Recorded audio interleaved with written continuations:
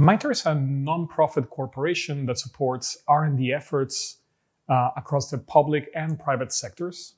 And they got to start in managing research and development centers for government. But over the years, as the investment in private sector research across many industries has risen, they've switched and created a child organization called MITRE Ingenuity, whose purpose is to actually support research done in the private sector. So in this sense, cyber is a primary recipient of their support. This year, the evaluation is quite different. It could be said that MITRE addressed historic feedback from participants. I would highlight 5 main areas. 2 are about scope, and 3 are about the evaluation process itself.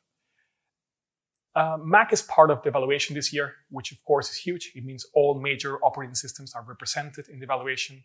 And no longer are protection and detection separate tests. One opts into both of them by default.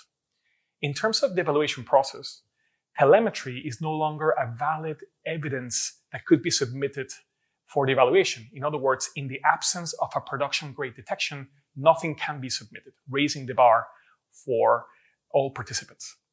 False positives, of course, are a part this year, which means that we also need to perform on the signal-to-noise ratio and not only on accuracy and timeliness.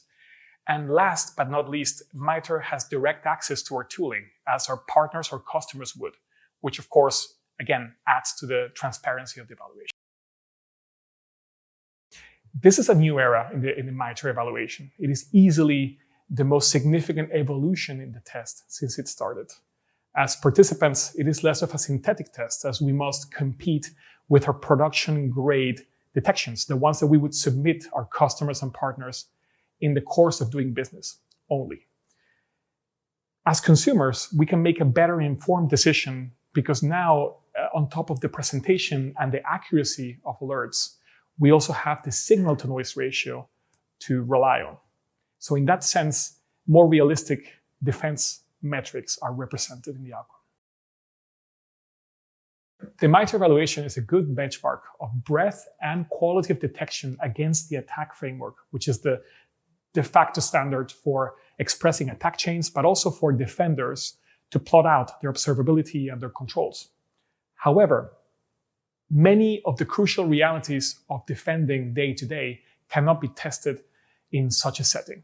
The timeliness of detection, the user experience for the investigator, and more importantly, the quality of the partnership with the provider, such that not only do I have this state of detection now, but can I get the provider to support me as I evolve my controls to the place I need to be? The MITRE evaluation is a consistent benchmark against the ATT&CK framework. It is a very important part of selecting the right cybersecurity partner for my needs.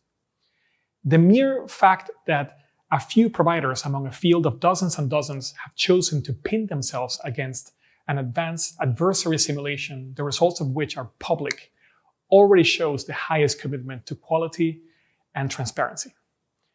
Equally important in my decision-making would be 2 factors.